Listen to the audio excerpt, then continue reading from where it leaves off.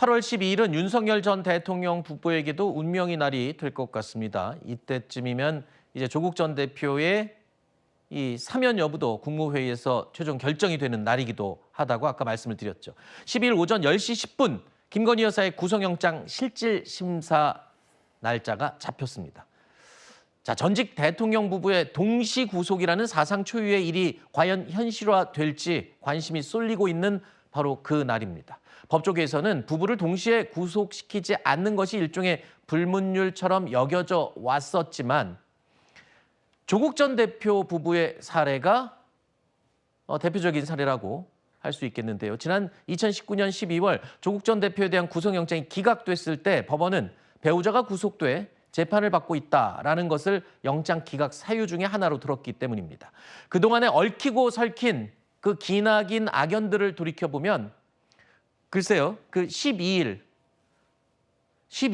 굉장히 의미가 있는 날이 됩니다. 사실 조국 전 장관의 수사를 지휘했던 검찰이 당시 윤석열 전 대통령이 지휘하던 검찰 아니었습니까?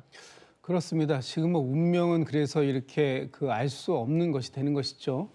그러나 이번에 그 윤석열 전 대통령 부부가 동시에 구속되느냐 마느냐 이것이 지금 세간의 화제가 되고 있는데 저는 이 문제는 분명하게 구분해서 봐야 된다고 봅니다. 이것이 부부의 문제로 볼 것이 아니라 각각의 사건에 대한 책임을 누가 져야 되는가 하는 부분으로 봐야 된다고 봅니다.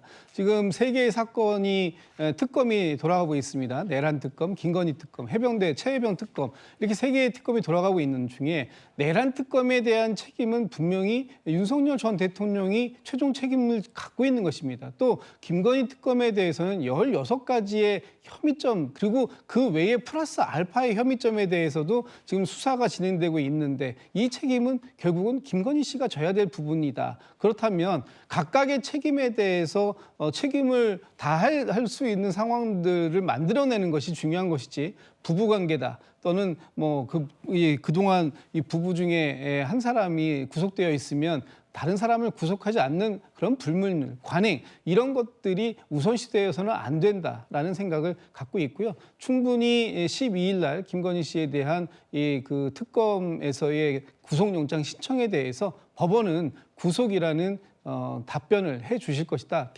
기대하고 있습니다. 네. 자, 오는 12일 국무회의에서 조국 전 대표에 대한 사면이 최종 결정될 수 있는 날이고 또 같은 날 12일 김건희 여사에 대한 구속 여부가 또 결정이 되는 날이기도 합니다. 자, 오는 12일 어떤 결정이 나올지 지켜보도록 하겠습니다. 자, 한편 어제 이미 구속돼 있는 윤 전 대통령에 대한 두 번째 체포영장 집행이 있었는데요. 역시 무산이 됐죠.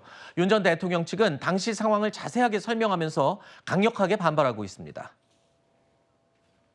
10여 명이 달라붙어서 앉아있는 대통령을 양쪽에서 팔을 끼고 다리를 붙잡고 그대로 들어서 차량으로 탑승시키려고 했습니다.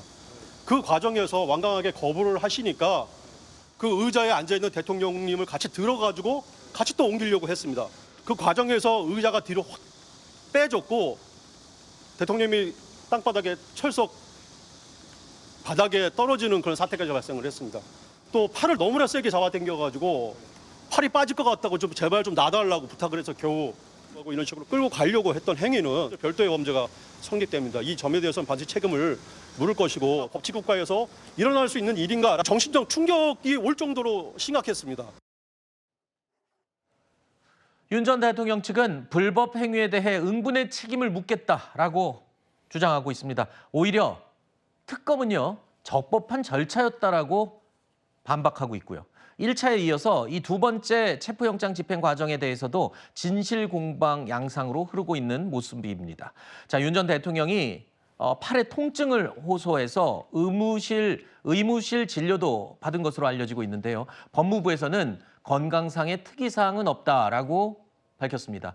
1차에 이어서 2차 체포영장 집행을 놓고도 논란이 계속 이어지고 있는 이 상황. 글쎄요, 특검이 체포영장을 다시 또 청구해서, 왜냐하면 어제 이 체포영장 만료가 됐죠. 시효가 만료가 됐고 이 재청구한 체포영장으로 3차 집행에 나서게 될지 지금 이 상태면 무리한 또 구인은 법적인 문제에 휘말릴 수도 있고 어제 우리 다른 패널도 얘기해 주셨지만 법무부 직원이 오히려 독직 폭행에 휘말릴 수도 있다 이런 우려를 얘기하기도 했거든요. 그러니까 이게 상당한 물리력을 행사할 수 있다. 이 조항은 사실 해석의 여지가 되게 많은 조항이라서 받아들이는 입장에서는 이것은 상당한 물리력이 아니라 상당히 부적합한, 부적절한 그런 매우 거친 폭력이었다. 이렇게 인식할 수도 있는 것이고 만약에 정말 강제 구인 과정에서 만에 하나라도 윤석열 전 대통령이 심한 부상을 입게 되거나 혹은 다른 교도관들이 부상을 입게 되는 경우가 발생하게 되면 특검은 전혀 예상치 못한 악재에 이제 휘말리게 되는 겁니다. 그렇게 되면 이게 뭐 피의자에 대한 인권 문제부터 시작해서 윤석열 전 대통령을 지지하는 사람들의 또 거친 항의가 있을 것이고요. 이런 여러 가지 정무적 판단을 한다면 2차 집행도 얼마 되지 않아서 멈춘 것처럼 아마 이런 부상까지 감수해가면서 3차 집행을 할 것인가? 저는 특검팀이 그렇게까지 무리수를 두기 좀 어렵다. 그리고 실제로 소환을 하더라도 이게 실익이 없다라는 것이 왜냐하면 가더라도 조서에 동의를 하지 않으면 증거 능력이 없거든요. 네, 그래서 아마 저는 바로 기소로 가지 않을까 예상하고 있습니다. 알겠습니다.